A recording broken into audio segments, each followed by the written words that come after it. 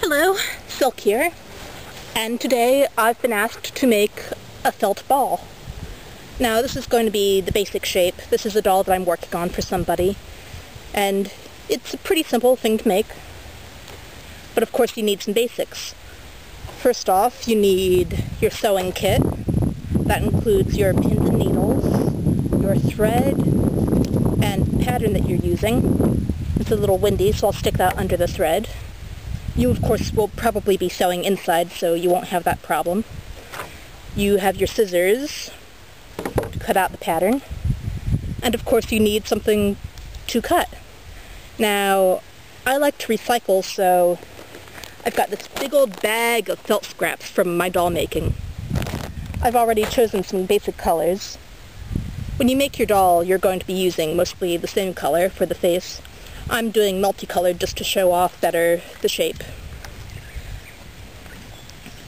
Now, of course, you need something to mark out the pattern with. Now, if you're using a lighter pattern, you can use a basic permanent marker. Always try to make it as close to the edge as possible to conserve the fabric.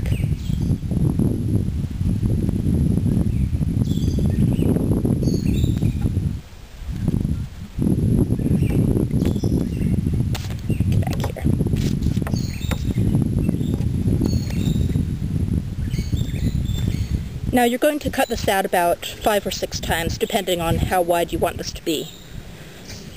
Narrower if you want more of a narrow head, of course.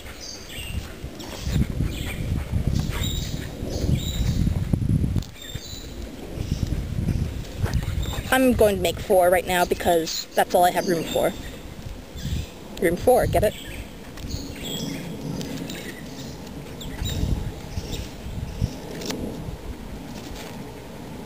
Save your scraps, you might need them later.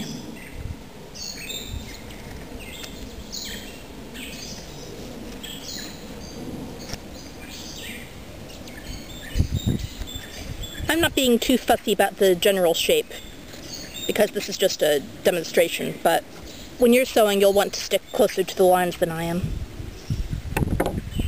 Now then, okay, so I'm just using a purple thread because purple is my favorite color.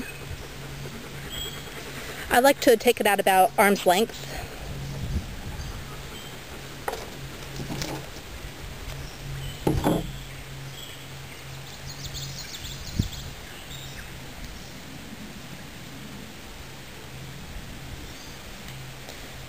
Of course, we all know to knot it at the end. Now, I'm sure that you know how to thread a needle.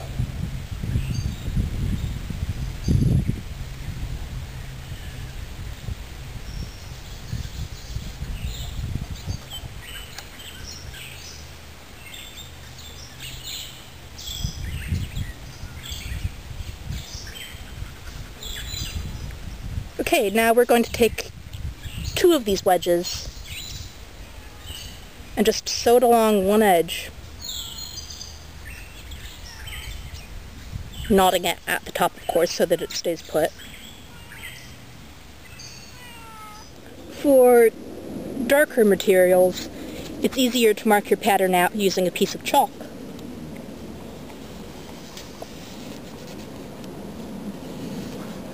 And don't worry if your wedges are not all the same size. It won't make too big of a difference in the finished ball. Okay, now we've hit a snag, literally. This will sometimes happen when you're sewing, and it just will not pull through. Don't worry about it, just keep on going. When you finish, this is all going to be turned right side out, so it will not show. Okay, so that's one side. Now at the end I like to knot it again just to make sure it stays intact.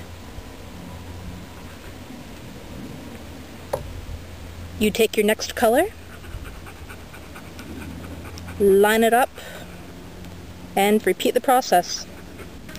Line it up on the inside, that is.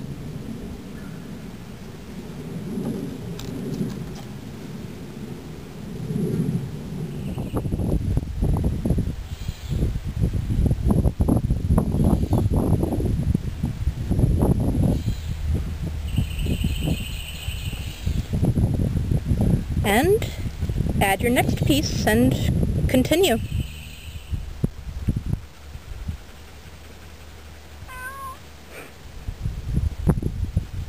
Well, this is not going to make a perfect sphere, as you can see, so I'm going to add one more petal. I cut out more red than I should have earlier, so this is going to be a red petal. This is also the final petal.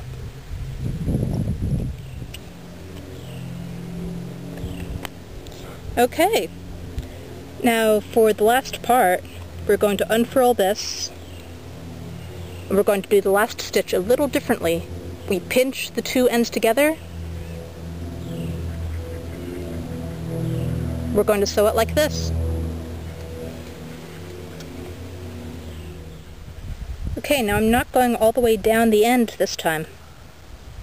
That's because this is the point where you stuff it. So I'm going to put my needle away for now. And using my fingers, I'm going to push this right side out.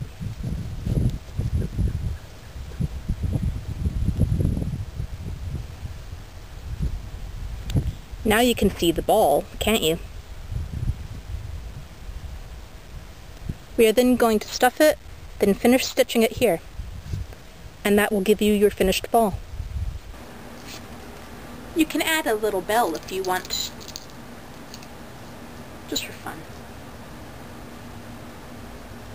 It won't jingle as well in these balls because they're so full of stuffing. It doesn't really have the room.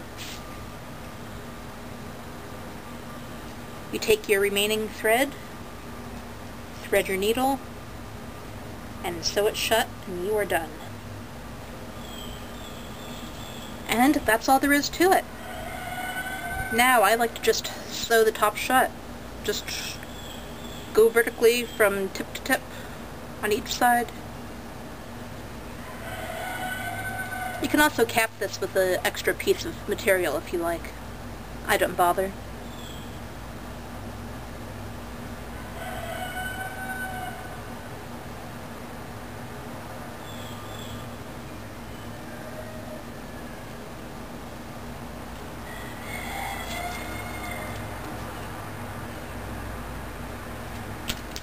And there's your ball.